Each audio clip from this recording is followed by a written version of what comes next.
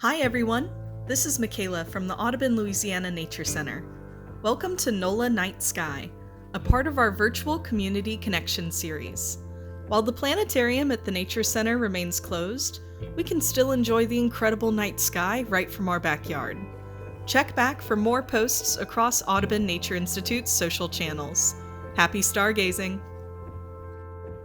If you're listening during the day, you may want to save this post for later or listen and circle back around. To get started, you'll want to head outside at sunset, around 9 p.m.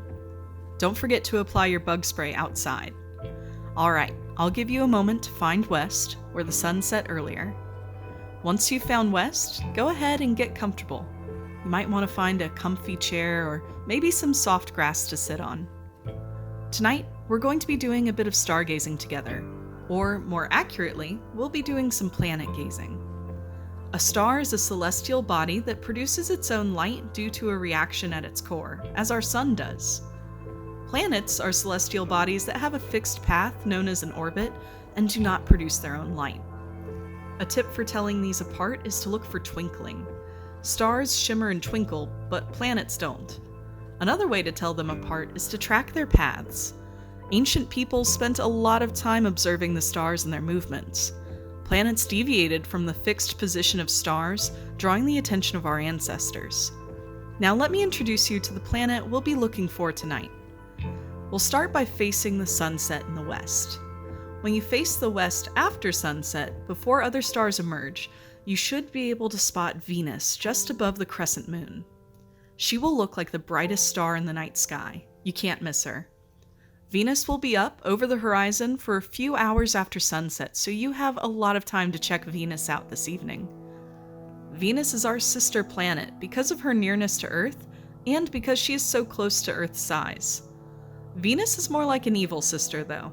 She is a scorchingly hot planet reaching 850 degrees Fahrenheit on the surface, thanks to a runaway greenhouse effect. A runaway greenhouse effect occurs when there is enough of a greenhouse gas in a planet's atmosphere such that the gas blocks thermal radiation from the planet, preventing the planet from cooling and from having liquid water on its surface. Venus's atmosphere is 96% carbon dioxide, which is a very dense gas. This means that Venus has a much thicker atmosphere than the one we have here on Earth. For example, on Earth, we experience 14 pounds of pressure per square inch on the surface all the time from the Earth's atmosphere. On Venus, we would experience 1,300 pounds of pressure per square inch. Venus is also covered in clouds of sulfur, giving her a yellow appearance.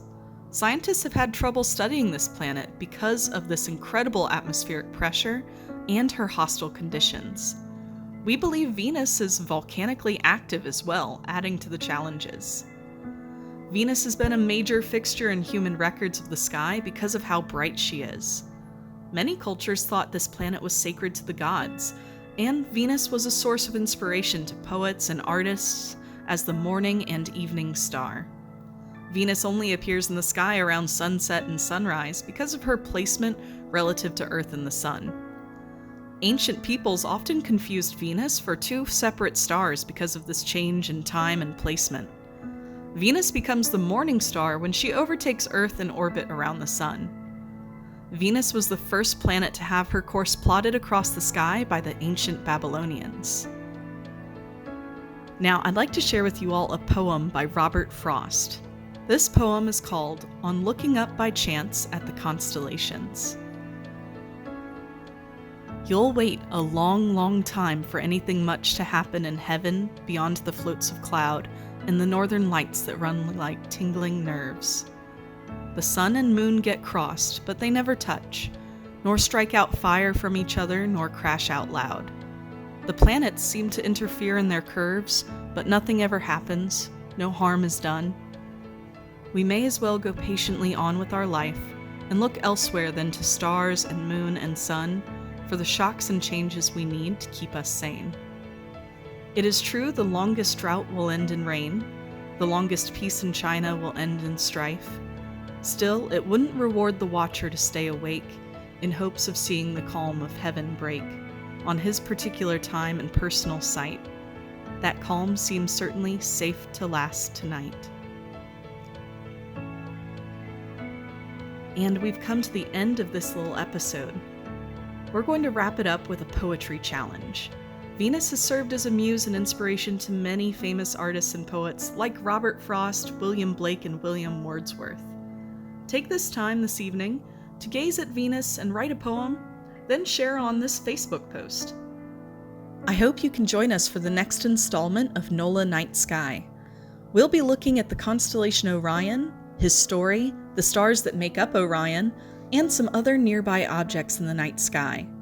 By the way, you'll need an empty toilet paper roll, paper, and scissors for our activity. This has been Michaela with NOLA Night Sky. Thank you so much for joining me. I'll look forward to stargazing with you all again next time. Remember, while we may not all be sharing the same yard this evening, we are sharing the same sky.